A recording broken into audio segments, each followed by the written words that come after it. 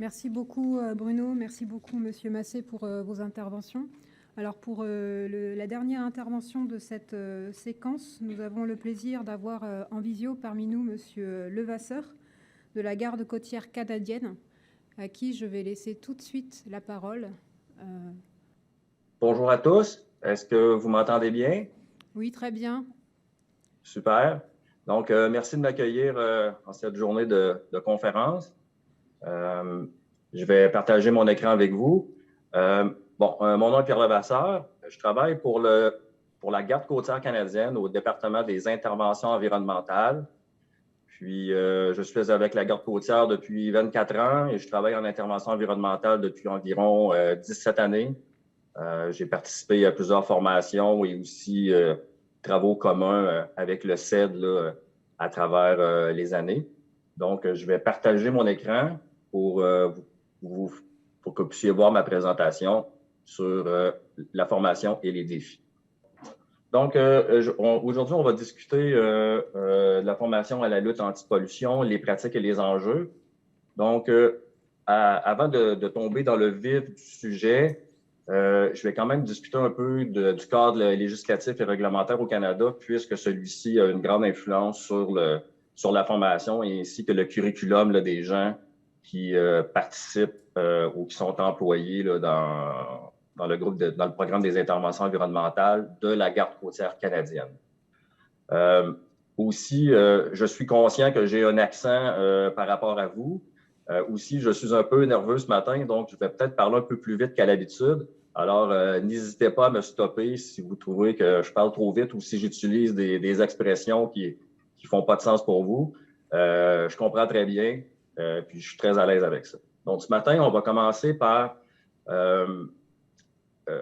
apprendre un peu c'est quoi le contexte canadien du côté législatif et réglementaire pour les incidents de pollution qui sont de source maritime au Canada. Ici, on va regarder le mandat, les responsabilités et les types de services que la Garde côtière fournit en termes d'intervention environnementale. Ensuite, on va discuter de la formation et on va terminer avec les enjeux que nous vivons à la Garde côtière là, canadienne pour la formation des gens qui font de la lutte à la pollution. Je vais passer quand même rapidement sur le côté réglementaire, puisque ce n'est pas l'objectif principal là, de ma présentation d'aujourd'hui. Comme la plupart des pays qui sont membres de l'OMI, le Canada est signataire du MARPOL, OPRC 1990 et du FIPOL 92. Donc, en signant ces conventions, le Canada s'est engagé en mettant en œuvre les paramètres de ces conventions internationales. Donc, à travers ces ententes-là, le Canada a dû mettre en place évidemment des lois et des règlements pour se conformer à ces conventions internationales, ce qui a permis, ou la réponse du Canada à ces conventions internationales-là, ça a été de créer le régime canadien de préparation d'intervention en cas de déversement d'hydrocarbures.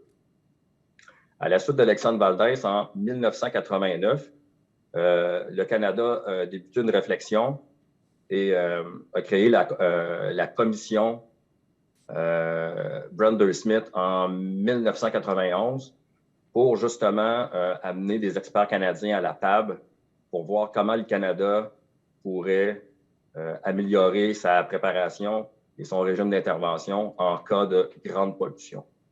Et ça a justement permis la création ou la réponse a été de créer un régime canadien de préparation et d'intervention. Celui-ci repose sur le principe d'un partenariat entre l'industrie et le gouvernement. Donc, ce régime-là, ce qu'il fait, c'est qu'il met le poids de l'intervention sur les épaules des générateurs de risques, donc les pollueurs, les navires qui naviguent dans les eaux canadiennes. De l'autre côté, les autorités gouvernementales sont responsables de l'élaboration du cadre législatif réglementaire, mais aussi de la surveillance des actions du pollueur. Ensuite, si le pollueur devient réticent ou incapable d'intervenir, alors le gouvernement canadien, à travers la garde côtière canadienne et sa capacité d'intervention, va passer du mode surveillance au mode intervention et va prendre en charge l'intervention complètement. La loi sur les océans au Canada, c'est elle qui délègue les pouvoirs ou le mandat pour les interventions environnementales à Pêche Océan Canada et à la Garde côtière canadienne, puisque la Garde côtière canadienne est une agence de pêche SCA Canada. À l'intérieur de la loi sur la marine marchande du Canada, il y a des parties qui sont complètement dédiées à la lutte à la pollution, dont la partie 8 et la partie 9. Dans la partie 8, c'est là que la Garde côtière canadienne puise ses pouvoirs d'intervention. Le mandat à la Garde côtière canadienne, au programme d'intervention environnementale dans lequel je travaille,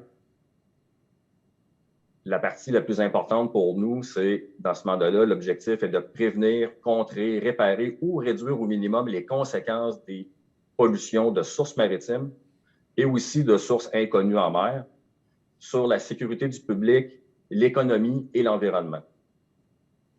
On assure ces objectifs ou on répond à ceux-ci en faisant de la planification d'urgence et en coordonnant les efforts dans la Maison fédérale et dans les provinces pour l'intervention elle-même. Autant en état de préparation qu'en intervention, on est le point, la Garde côtière canadienne est le point central pour les interventions en mer lorsque la pollution est de source inconnue ou provient d'un navire. Évidemment, dans cette optique, on maintient une capacité d'intervention qui vient compléter celle de l'industrie. La loi sur la responsabilité en matière maritime au Canada, si je la résume en 2 mots, elle dit au Canada, les interventions, la pollution, la responsabilité en termes de pollution maritime est basée sur le principe de pollueur-payeur. Donc, dans les eaux canadiennes, lorsqu'un navire va polluer, il est responsable de 100% des coûts de l'intervention et cela inclut les coûts qui sont générés par le gouvernement, soit en termes de surveillance ou d'intervention. Donc, toutes les personnes qui travaillent au niveau gouvernemental ou municipal et qui vont avoir des frais pour l'intervention vont pouvoir réclamer leurs coûts auprès du pollueur. Cela est différent. Excusez-moi. Donc, c'est ça, excusez-moi.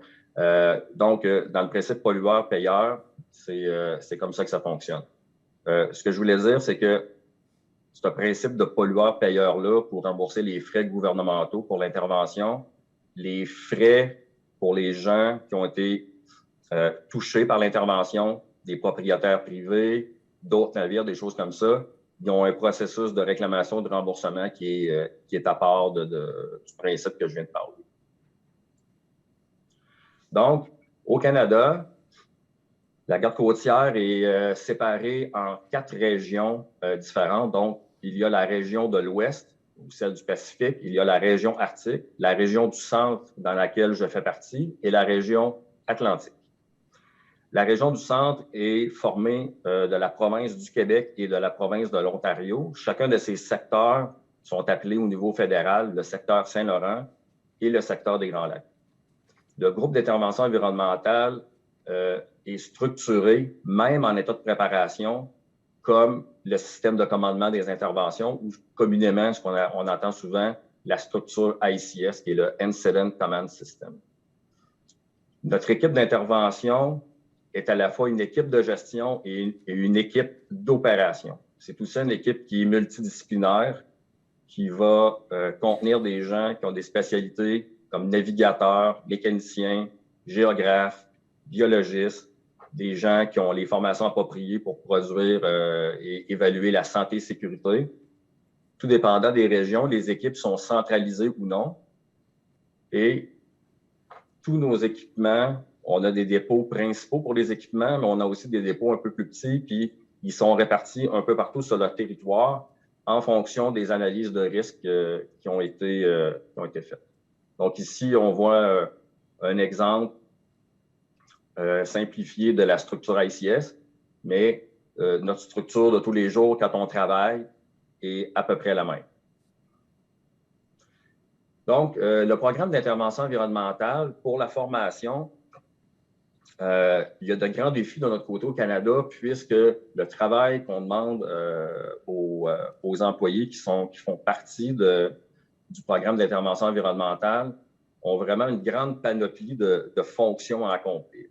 Donc, ces fonctions incluent l'application de la loi. Donc, dans la loi de la marine marchande du Canada, partie 8, nos employés sont nommés comme agents d'intervention environnementale et cette certification-là permet aux gens d'appliquer la loi et leur donne de grands pouvoirs pour contrôler les navires, donner des ordres aux navires, des choses comme ça.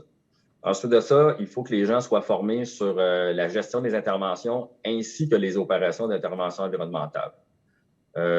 De façon générale, pour chacun des postes qui existent dans notre structure d'intervention, il y a un tronc commun pour tous. Donc, une fois que le tronc commun est fait, ensuite de ça, il y a un curriculum spécifique pour chacun des postes, une fois que le tronc commun est accompli.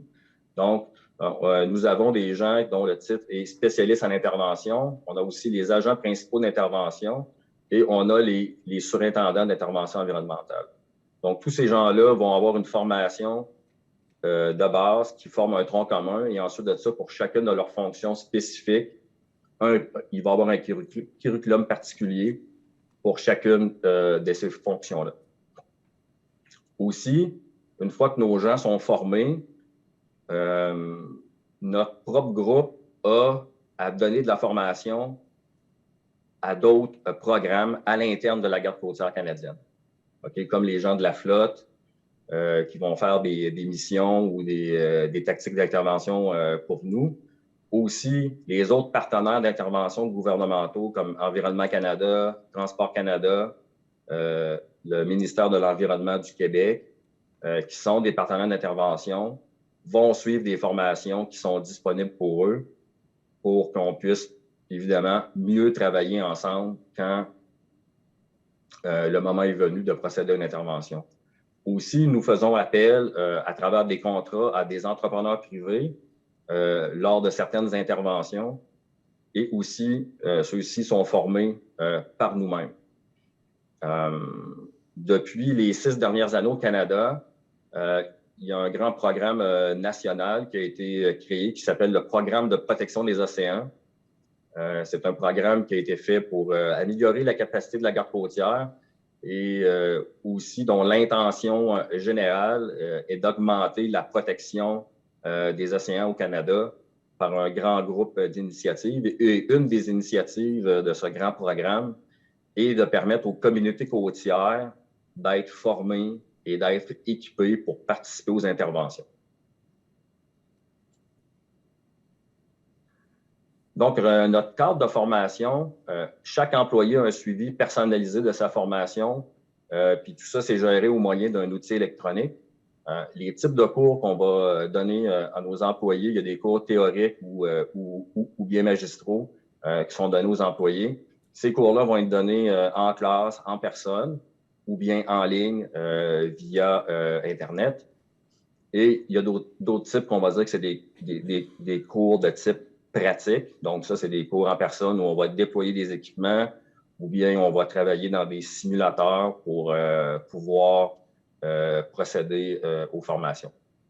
Les formations aussi peuvent être sectorielles, c'est-à-dire que ça peut être une formation qui a été créée seulement ici, mettons, dans ma ville, dans la ville de Québec, qui va être donnée spécifiquement aux employés ici à Québec parce qu'il y a un contexte particulier qui ne se retrouve pas ailleurs au Canada. Donc, cela va nécessiter une formation spécifique qui est sectorielle. Il y a d'autres formations qui vont être régionales et nationales. Les formations nationales, normalement, vont être données par le Collège de la Garde côtière. Mais ça, je vais y venir un peu plus loin dans la présentation. Aussi, on a des équipements et des infrastructures qui sont dédiés à la formation. Et ceux-ci sont aussi répartis sur le territoire de façon sectorielle, régionale et nationale. Et comme je le disais, le Collège de la garde côtière, c'est eux qui sont les gardiens là, pour les formations nationales.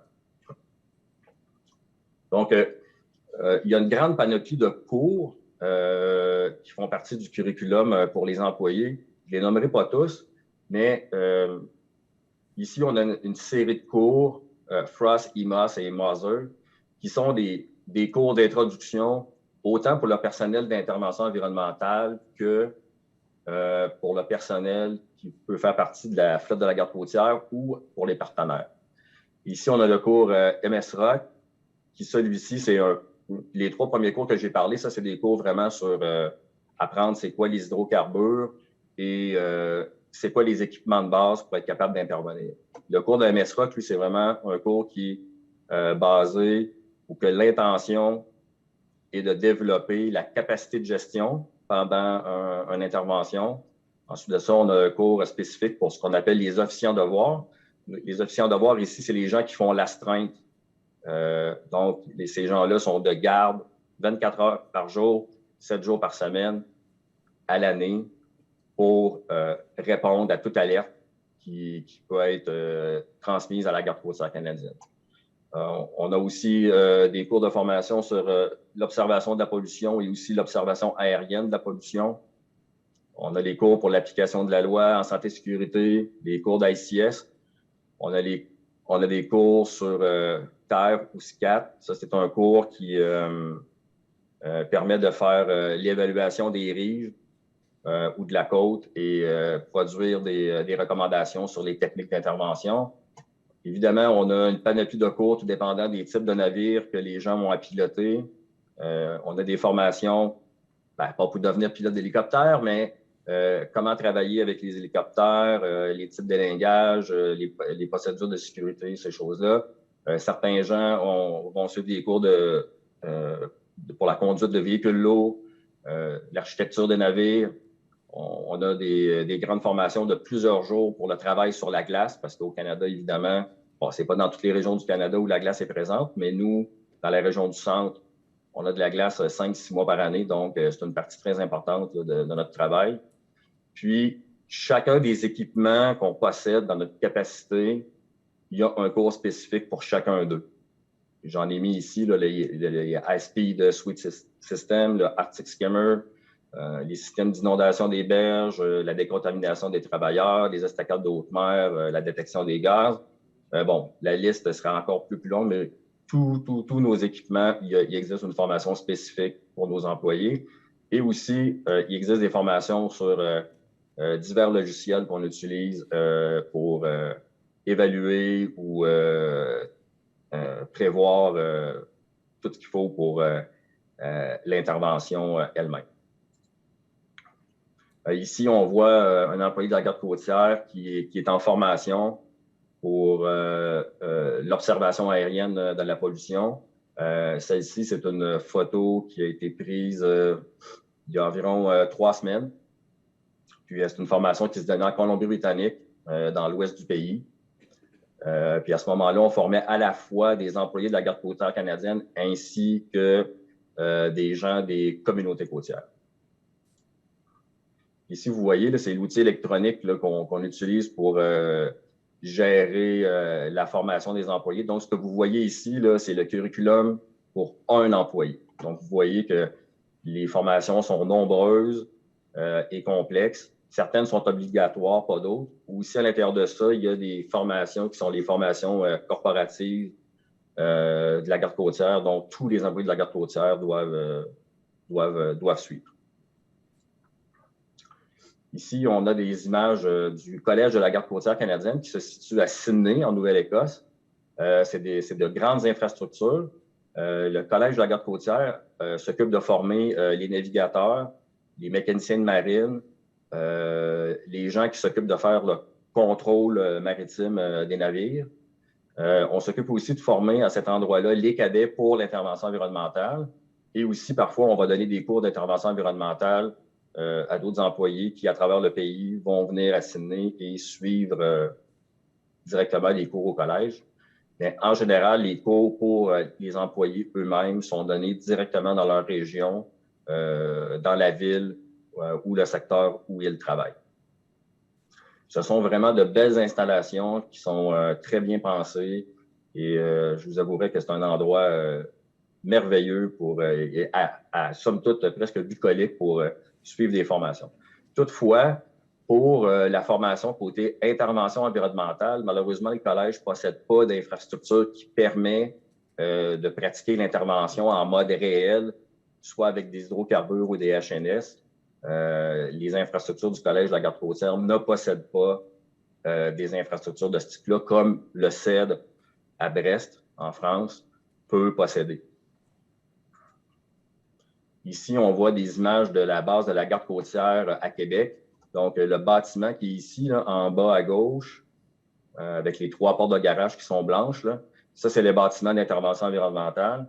Les autres bâtiments, c'est des bâtiments de d'autres programmes, d'autres divisions de la Garde-Côtière. Et vous pouvez voir les brise-glaces. Présentement, il y en a 4 qui sont à quai. Dans notre région, on a plus de brise-glaces que ça. Là, on en a 3 supplémentaires et d'autres qui sont situés sur les Grands Lacs en Ontario. Ici, vous voyez une des bases ontariennes sur les Grands Lacs, qui est la base de Parry Sound. Donc, vous voyez aussi qu'il est en train de faire un exercice de déploiement d'estacades. Ces infrastructures-là nous permettent de faire de l'entraînement pour l'intervention environnementale, mais encore là, on n'a pas la possibilité de travailler en mode réel avec des hydrocarbures puisqu'on n'a pas de bassin sur lequel on a le contrôle de la qualité de l'eau à 100%. Donc, le contexte canadien et les enjeux de formation, comme vous le savez déjà, le Canada, c'est un grand pays. Et puis, le Canada, c'est le pays qui a le plus grand littoral au monde. On a plus de 240 000 kilomètres de littoral et on a plus de 50 000 îles. Donc, ça fait beaucoup de territoire à couvrir. Puis, pourquoi je parle de ça? Aussi, il y a 3 océans, l'océan Pacifique, Arctique et Atlantique. Et pourquoi je parle de ça dans le contexte de formation? C'est que une partie de la formation va devenir spécifique pour les gens qui travaillent dans un certain secteur. Les gens doivent apprendre à connaître le territoire pour être capables de bien intervenir. Et puisque le territoire est tellement grand, les efforts nécessaires pour permettre aux employés de bien connaître le territoire, ça nécessite vraiment, vraiment beaucoup d'efforts. Puis, avec le roulement d'employés qu'on a, parfois, là, cette fonction-là en formation là, est vraiment difficile à atteindre. Bon, dans mon secteur, on a le fleuve Saint-Laurent et les Grands Lacs. Un des défis que par rapport à ça en formation, c'est qu'on a à intervenir en eau douce et en eau salée. En période estivale, ça ne fait pas une grande différence, à part peut-être qu'en eau salée, il y a certains hydrocarbures qui vont mieux flotter qu'en eau douce. Mais c'est surtout la différence va venir pendant l'hiver, puisque la glace qui est formée en eau douce et de la glace qui est formée en eau salée, ça ne crée pas le même type de glace. Et puis, ça va générer une nécessité d'intervention qui va être différente puisque la glace n'est pas du même type. Ensuite de ça, le contexte géographique et maritime, au Canada, il est quand même assez variable et hétérogène. Et puisque le territoire est très grand, il y a des forts défis logistiques. La logistique fait partie de nos formations. Puis, il faut vraiment avoir des gens qui sont formés à la logistique, puisque on peut avoir besoin de faire voyager des employés puis nos équipements sur des milliers de kilomètres avant d'être au bon endroit pour intervenir.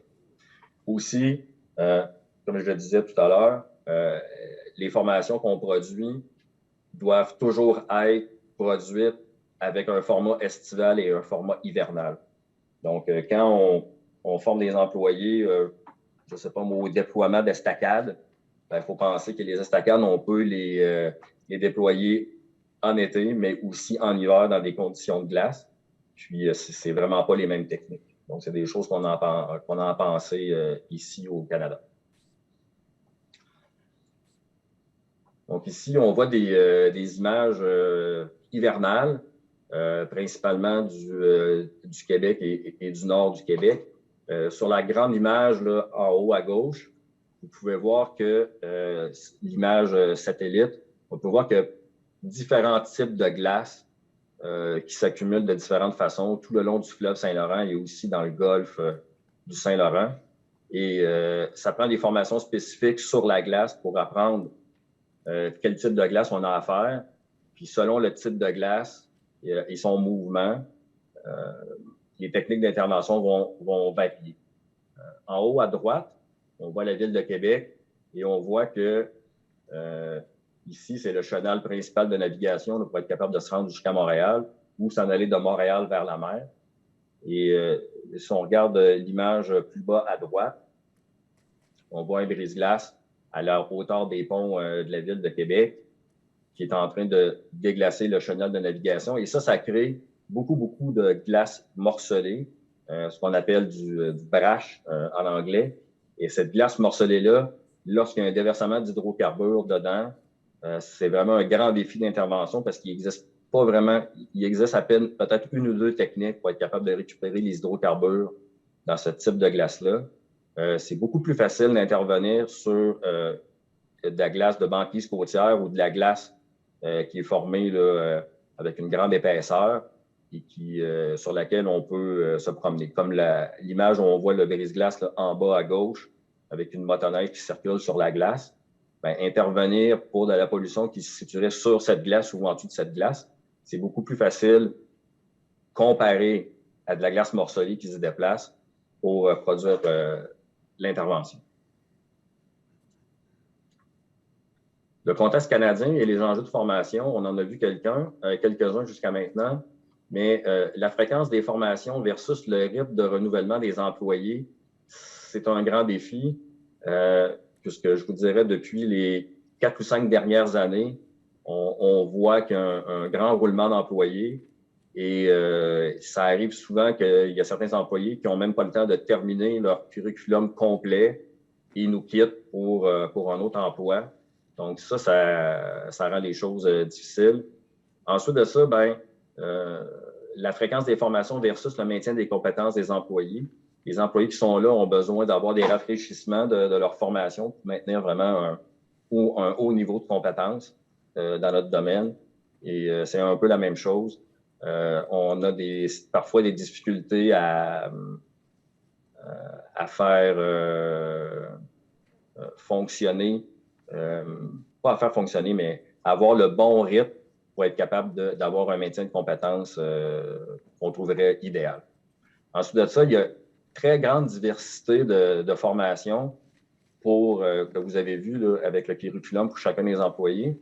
Puis on a vu, là, il y a le contexte géographique là, qui amène ces problématiques-là, mais il y a aussi le fait que pour intervention environnementale, on a autant à intervenir pour les déversements d'hydrocarbures que pour les SNPD ou les HNS. Donc, ça amène aussi une grande complexité. Aussi, il y a une variabilité importante des connaissances des étudiants, c'est-à-dire que les gens qu'on forme, vous avez vu tout à l'heure, les gens qu'on engage dans notre équipe, c'est une équipe multidisciplinaire, donc on a des navigateurs, des mécaniciens, des géographes, des biologistes, des chimistes. Donc, tout dépendant du type de cours qu'on va donner aux employés. Les employés ont déjà un background ou certaines connaissances, mais d'autres sont vraiment au niveau zéro. Donc, ça fait qu'on a une classe, les classes où les étudiants, on va avoir des gens c'est une classe hétérogène. Donc, certains, il faut les partir du niveau zéro pour les amener à un certain stade, alors que d'autres ont déjà de l'avance. Donc, parfois, ça va rendre les formations plus difficiles. Aussi, un des défis qu'on a, c'est d'avoir accès à des installations qui permettent l'apprentissage en mode réel. Moi, je pense que c'est vraiment ça, une des pierres d'achoppement dans notre métier. C'est bien de faire des cours théoriques, c'est bon de déployer des estacades et des écrémeurs dans l'eau, mais il n'y a rien de meilleur que de le faire quand il y a des hydrocarbures, parce que ça te fait vraiment apprendre c'est quoi pour vrai. Et actuellement, les deux seules installations où on peut le faire, c'est au Cèdre à Brest. Normalement, à chaque année, on envoie entre 2 et 4 personnes se faire former en France. Et aussi, on utilise dans l'État de New York, aux États-Unis, les installations de HOMCEP.